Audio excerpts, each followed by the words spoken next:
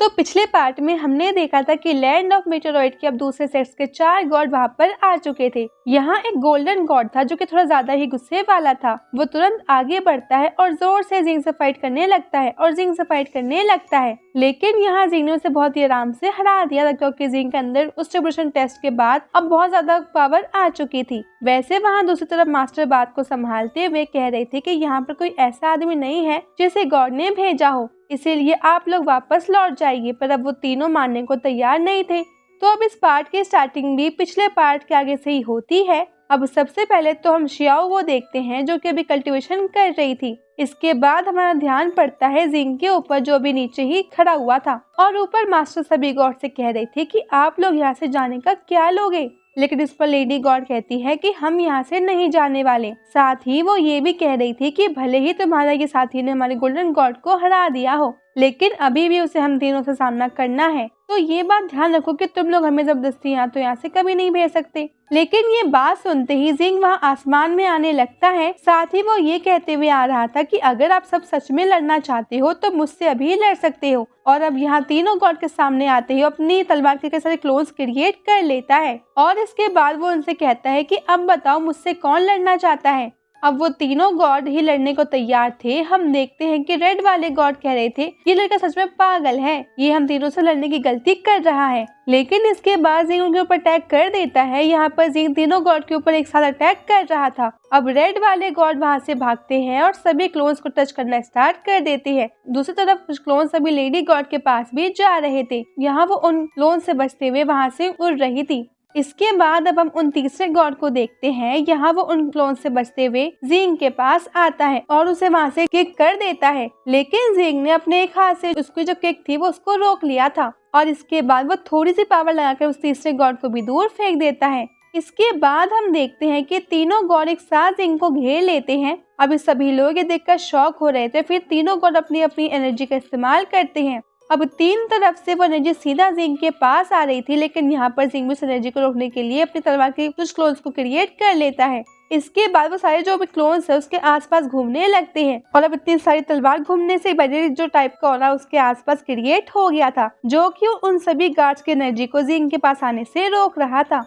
इसके बाद जिंग अपनी एनर्जी की रिलीज करता है, जिसकी वजह से वो तीनों गॉड के अटैक वहीं पर रुक गए थे और फिर जिंग इन सारे जो क्लोन्स में से कुछ क्लोन्स लेडी गॉड की तरफ फेंक देता है और कुछ को तीसरे वाले गॉड की तरफ भी फेंक देता है और इसके बाद बाकी जितने भी जो क्लोन्स बचे थे उन्हें वो उस रेड वाले गॉड की तरफ फेंक देता है। अब हम देखते हैं कि वो तीनों ही गॉड एक एक कर उन तलवारों से बच रहे थे। इस चीज में उन सभी को बहुत तकलीफ हो रही थी और उन्हें ये भी सब बहुत ज्यादा स्पीड के साथ करना पड़ रहा था। यहाँ पर अब जैसे ही वो अटैक से बचते हैं तो जिंग अपना अगला अटैक करते हुए उनकी तरफ और कई सारे जो क्लोन्स है उसको भेज देता है। वैसे जिंग की स्पिरिचुअल पावर इतनी ज्यादा परफेक्ट हो चुकी है कि वो तीनों डायरेक्शन में उन सभी क्लोन को आराम से कंट्रोल करते हुए उन गॉड के ऊपर अटैक करते जा रहा था। ये देखकर वो तीनों के तीनों गॉड तो शॉक थे ही, पर उसके साथ साथ वहाँ पर जो मास्टर भी थे वो भी बहुत ज्यादा शॉक हो रहे थे। वो मन में कहते कि ये लड़का सच में कितना ज्यादा पावरफुल है, मुझे इसकी ताकत का तो अंदाजा भी नहीं था। ये 3 गॉड को अकेले ही संभाले हुए हैं। अब यहाँ पे वो तीनों गॉड धीरे धीरे बहुत ज्यादा थकने लगे थे। यहाँ लेडी गॉड कह रही थी कि अगर ऐसा ही चलता रहा तो हमें यहाँ से लौटना पड़ेगा। अब मास्टर के अंदर ही बहुत कॉन्फिडेंट आ चुका था। वो तीनों से कहते हैं कि शर्म की बात है, तो तुम तीनों यहाँ की गॉड हो फिर भी एक लड़के से हार रहे हो। लेकिन इस चीज पर वो लेडी गॉड कहती है कि हम जानते जरूर ही इस छोटी सी बच्ची को गॉड नहीं भेजा है, तभी तुम लोग इससे प्रोटेक्ट कर रहे हो, लेकिन ध्यान रखना हमारे खिलाफ जाने से हम तुम्हें भी मार सकते हैं। अब मास्टर तो बिल्कुल कॉन्फिडेंट में थे तो उन्हें तो कोई डर था ही नहीं। तो इसके बाद अटैक स्टार्ट होते हैं। यहाँ पर गॉड लेडी मास्टर के ऊपर हमला कर रही थी और मास्टर भी अपनी एनर्जी एक्टिवेट करते हुए सीधे की तरफ आगे बढ़ जाते हैं। अब जब ये चीज नीचे वो तीनों मतलब लाओ, यूनफे और यू देखते तीनों भी आगे बढ़ने लगे थे, लेकिन जब मास्टर और लेडी गॉड के अटैक टकराते हैं तो उससे जो एनर्जी रिलीज होती है वो इन तीनों को पीछे को फेंक देती है। दूसरी तरफ अभी रेड वाले मास्टर और वो तीसरे वाले मास्टर जिंग के ऊपर एक साथ हमला कर रहे थे और जिंग ने उनके अटैक से बचने के लिए एक बड़ा सा बैरियर भी क्रिएट कर लिया था। अब हम देखते हैं कि जिंग फिर से अपनी एनर्जी को रिलीज करता है, जिसकी वजह से वो दोनों गॉड पीछे को फेंक जाते हैं। उसकी एनर्जी बहुत ज्यादा थी। यहाँ पर मास्टर भी कॉन्फिडेंस में लेडी गॉड को पीछे फेंक ही देते हैं। लेडी गॉड ये चीज देखकर बहुत ज्यादा शॉक थी। वो कह रही थी कि मास्टर अभी कुछ देर पहले गॉड बने हैं, जबकि लेडी गॉड मतलब वो खुद 600 सालों पहले से गॉड बन चुकी है। इसका मतलब यही है कि उनकी पावर अब अलग लेवल पर पहुंच चुकी है, मगर फिर भी मास्टर में भारी पड़ रहे हैं। वैसे हमें तो उसका रीजन पता है, क्योंकि मास्टर को श्याओ ने ठीक किया था, तो उस वक्त उसने युआन पैलेस की एनर्जी का इस्तेमाल किया था और उसी की वजह से मास्टर की पावर अब ज्यादा हो गई है। हम देखते हैं कि पर अब मास्टर बहुत ज्यादा शॉक लग रहे थे। वो अपनी पावर देखकर बहुत ज्यादा हैरान थे। तभी यू यूनफे और लाओ तीनों उनके पास आते हैं और एक एक कर वो तीनों यही चीज कह रहे थे कि मास्टर की पावर सच में ज्यादा बढ़ गई है, मगर ऐसा अचानक से कैसे हो गया।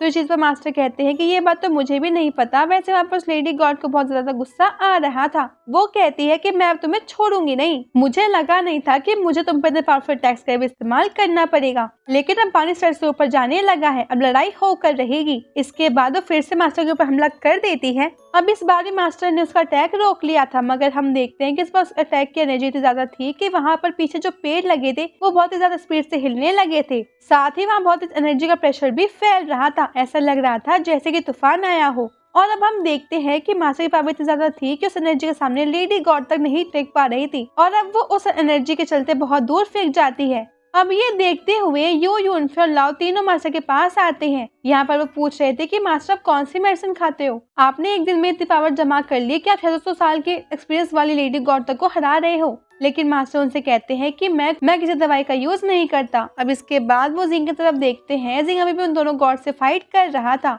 उसके अटैक बहुत ज्यादा पावरफुल थे। दोनों गॉड को ही बहुत प्रॉब्लम हो रही थी। यहाँ पर रेड गॉड को सीरियस चोट भी लगना स्टार्ट हो चुकी थी, क्योंकि अब उनकी स्पीड भी कम होते जा रही थी। हम देखते हैं कि ये चीज देखकर वहाँ पर मास्टर समझ चुके थे कि आखिर उनकी एनर्जी कैसे इतनी ज्यादा हो गई। उन्हें याद आता है कि श्याओ ने उन पर युआन पैलेस की एनर्जी का इस्तेमाल किया था, इसलिए उनकी पावर इतनी ज्यादा हो चुकी है। और वो सोच रहे थे कि युआन पैलेस सच में बहुत ज्यादा ताकतवर है, तभी तो एक छोटी सी बच्ची ने ब्लैक गॉड तक को हरा दिया। अब हम देखते हैं कि वहाँ पर येरेन बहुत ज्यादा खुश हो रही थी। वो कह रही थी कि जिंग तुम्हारी पावर सच में पहले से ज्यादा बहुत ज्यादा हो चुकी है। वैसे अभी तक हम येरेन की पावर नहीं देखी है, उसकी पावर भी ज्यादा हो गई है। अब यहाँ पर हम नोटिस करते हैं कि एक काली सी जो परछाइयाँ अभी श्याओ की तरफ आगे बढ़ रही थी और अब वो उसके ऊपर आ जाती है। ये चीज देखकर येरेन बहुत ज्यादा शॉक थी। लेकिन तभी ये पार्ट यहीं पे एंड हो जाता है। अब अगर आपको वीडियो अच्छी लगी प्लीज इसे लाइक कर दीजिएगा। अब हम मिलते हैं आपसे अगले वीडियो में, तब तक के लिए bye bye guys and take care.